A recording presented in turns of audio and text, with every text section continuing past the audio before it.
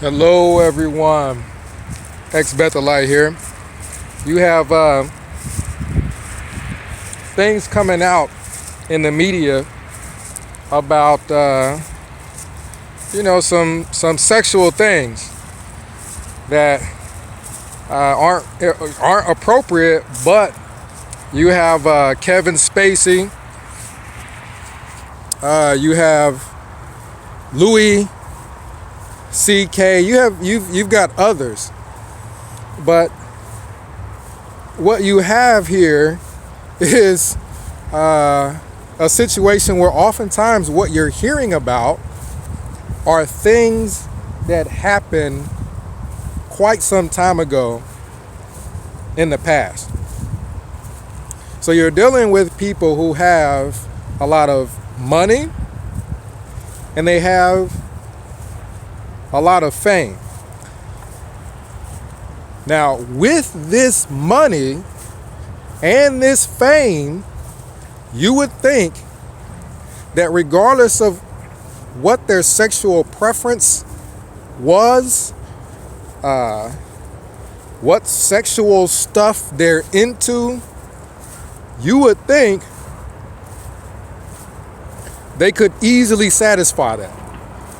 With the money and the fame they have, they could easily satisfy that. Not that I'm condoning it, but in a way that's not harassing to other people.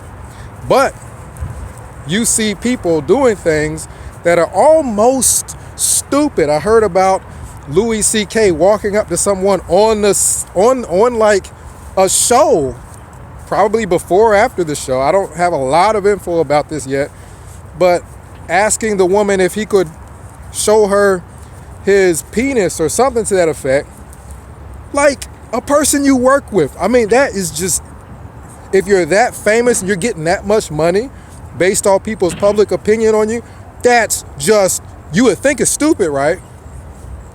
You have to think about it. And we're going to relate this to Bethel in a second, but you got to think about it. This isn't the first time he's done this. This isn't the first time Kevin Spacey came on to some guy that was working under him.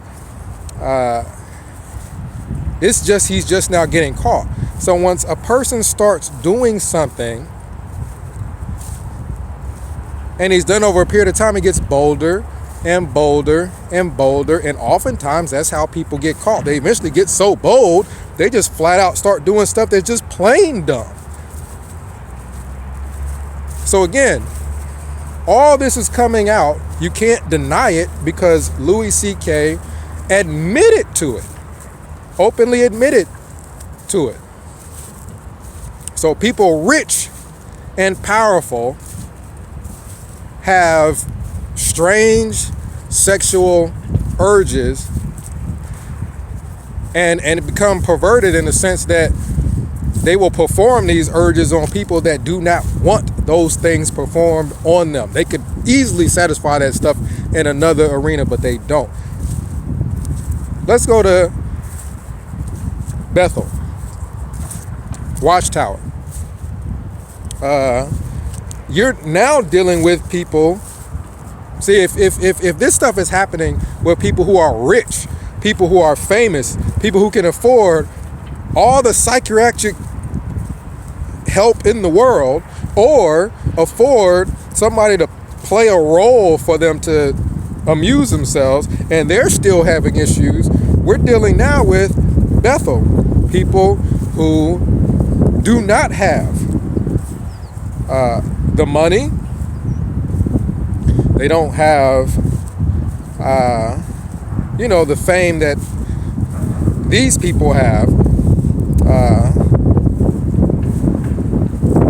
and they have the same level of power or ability to do things to people underneath you and assume nothing will ever come of it. I'm sure Louis CK never thought the woman would say something.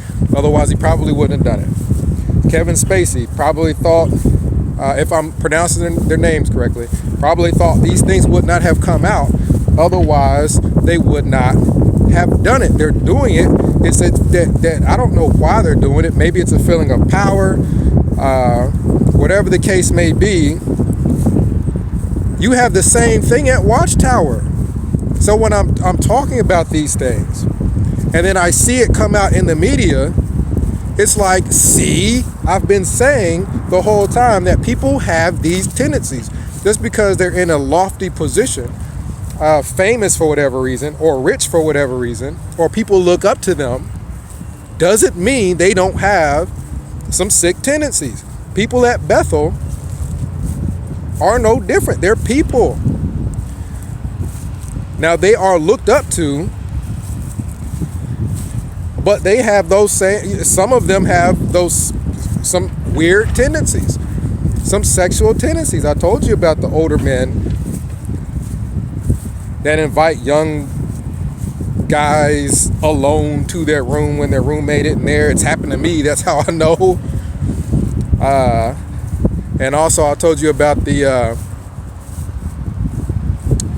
cabins that are a little bit away from the, well, quite a bit away from the main facility, where, you know, people get invited to, you know, quote unquote gatherings at these cabins and things go on there. But Bethel, you have a lot of people with power and authority. I told you about some of the other instances other than the cabins and the older men with the younger guys. I've told you about some of these pretty well-known people that would be on morning worship and would just walk up to sisters at Bethel and say things to them. And I don't know exactly what this particular guy said. This particular guy, I can't remember his name, but I could figure it out if I watched some of the you know, quote unquote theocratic videos he used to play in. He would go up to sisters and I could just see the shock on their face, and he would walk up to them and whisper something, and he'd do it in front of other sisters. The sister would be there talking to another sister, and I would see it on my way from lunch to my assignment. And also when I was working in the moving department, I'm everywhere, I would see it then also, where this guy's got some kind of an office job. Who knows what he's actually doing? He's supposedly got some office job, but he's all over the facility around women. Now, his wife had passed away. He's an older guy, but he doesn't, you know, look, he's gray and whatnot, but he doesn't look like he's got any kind of physical ailment or issues. But yeah, he's walking up to sisters and he's doing it, and I think it's the power, and you've been doing it for so long and no one ever does anything, that you eventually become very open about it. And Bethel isn't like the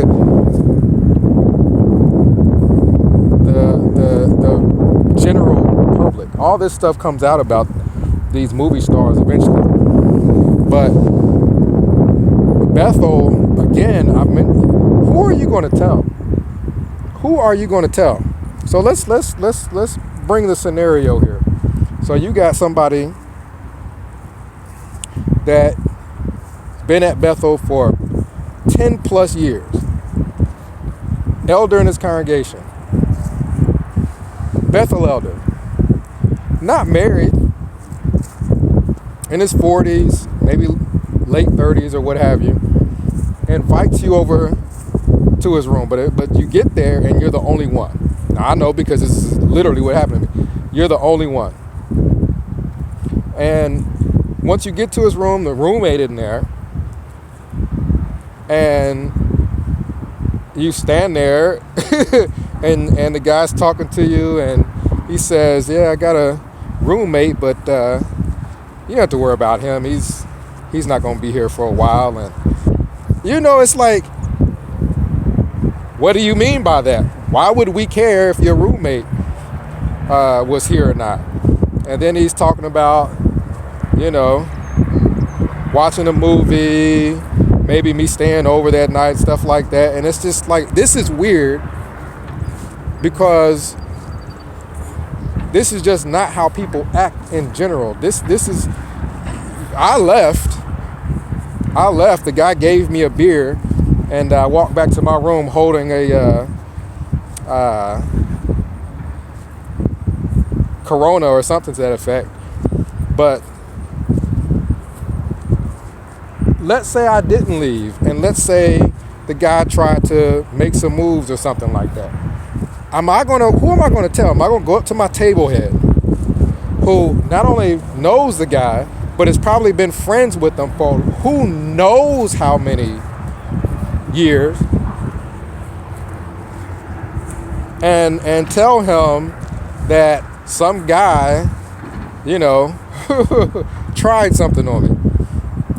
Or are those sisters who they may have been temps and trying to get into Bethel?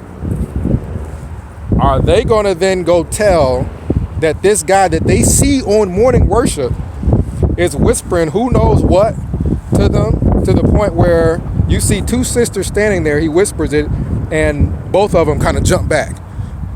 Like, what is he telling these women? And then he just walks off smiling. So,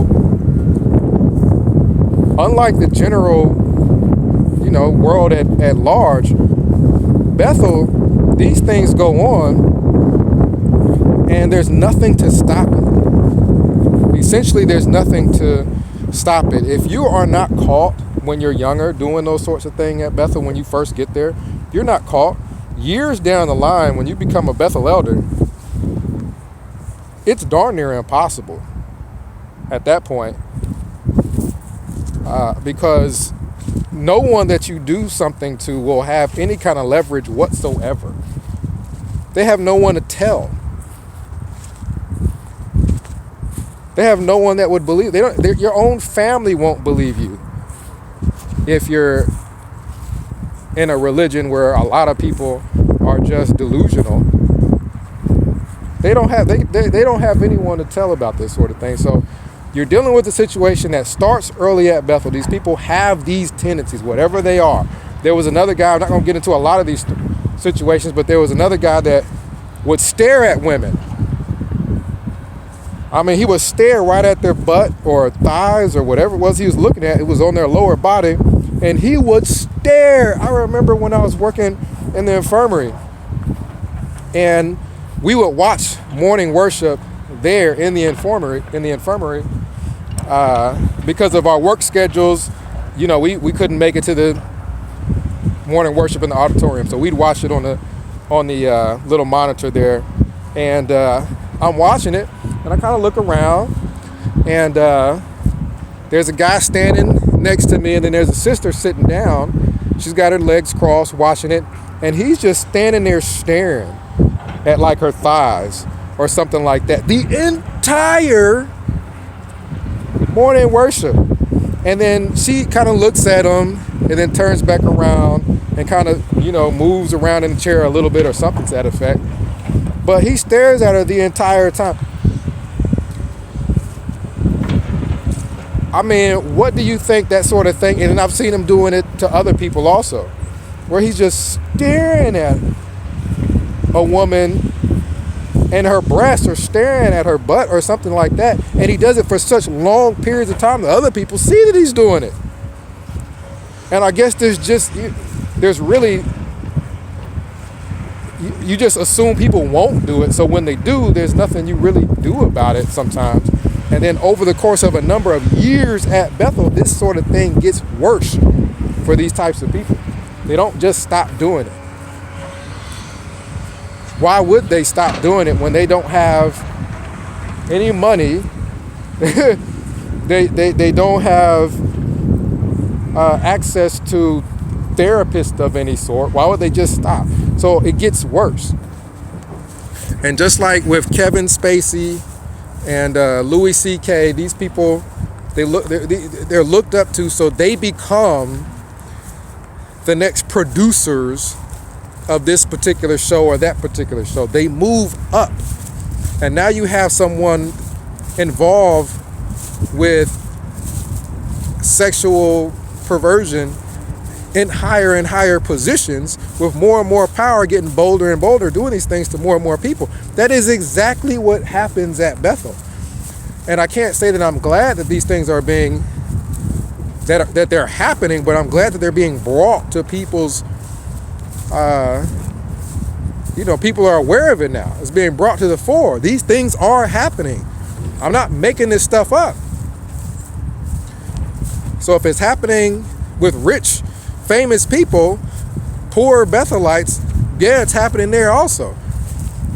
And these Bethelites that are doing these sorts of things, they're not getting caught. Where do you think your COs come from sometimes? Where do you think your,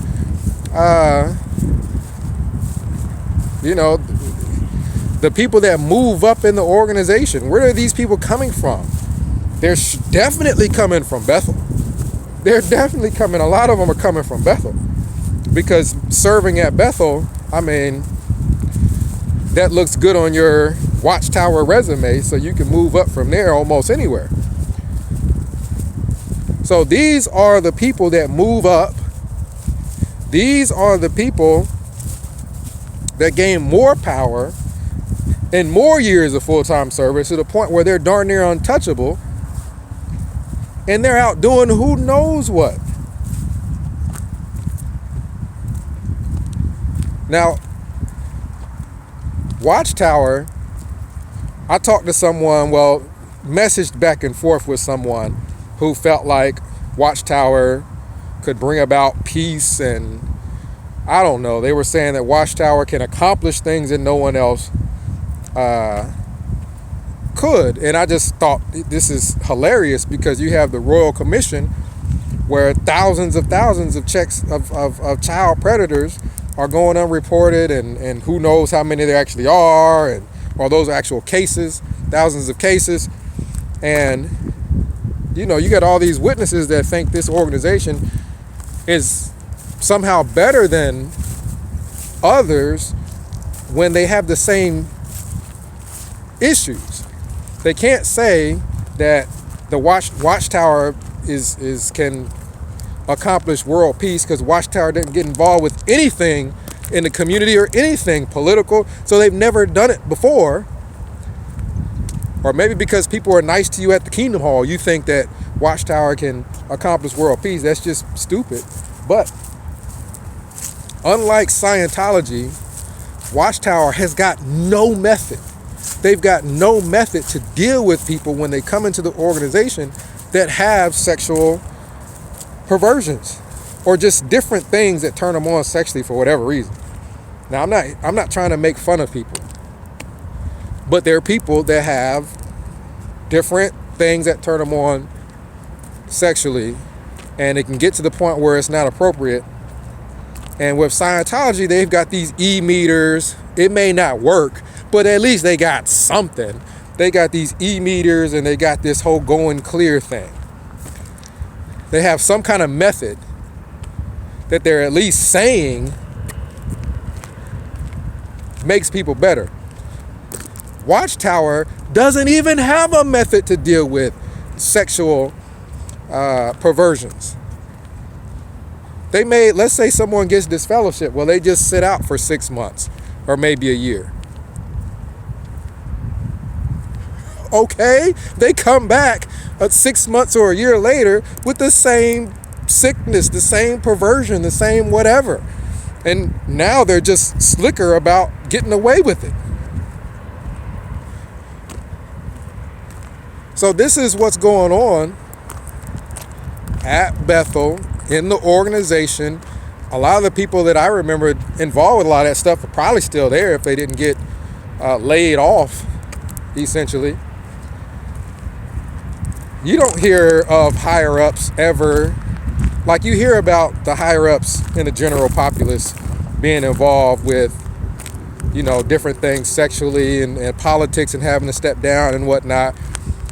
What's happening with all these people at Watchtower?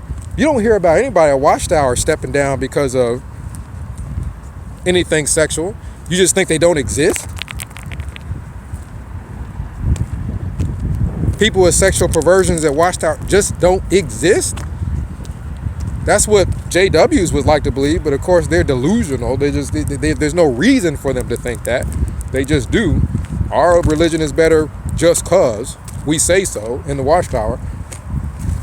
So yes, those people exist. We have to wake up to it. Those people exist. They're there. You don't hear about any of them really getting caught. You don't hear about any of them really stepping down because there's no one to go to. So this is something to be very aware of before you send your kids to Bethel and something happens to them. I've been doing these videos to try to help people so that they don't have to experience what I did. You need to be aware of these things before you send your child to Bethel. Something happens to them and they're traumatized and never the same again.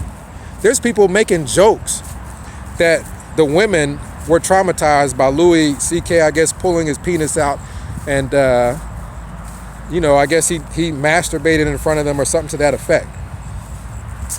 And they're not even in a cult. This is just some guy that's a comedian that they like. This is a freaking religion that people think is the only one being used by God. And you send a kid who's been brought up his whole life to believe that and send him to Bethel, and one of those supposedly big trees of righteousness there, one of his heroes, invite him to the cabins, and who knows what, and something sexual happens. That kid is fried. He's fried, and who knows if he even comes forward and says anything about it. Or if he's walked in on some of the stuff that I've seen. So instead of ignoring reality, which I know religion makes people sometimes do, don't ignore reality. This is real. It happens. Don't assume it don't happen at Bethel. Don't send your kids to Bethel and then say you didn't know, because that's the whole purpose in these videos. So if you send them, you send them. But if you send them, you can't say no one said anything, and you can't say you did not know. 937-789-4029. If you're thinking about going to Bethel, we can talk. And I can tell you how things go. And you can make your determination from there. And if you let Watchtower control who you can and cannot speak to, then it's still your choice. You chose not to listen to warnings. The warning signs, you chose to ignore them and drive right into the ditch. And then you can't blame anyone but yourself, because these videos are out here. I'm trying to help. X Wall Kill Bethelite signing out.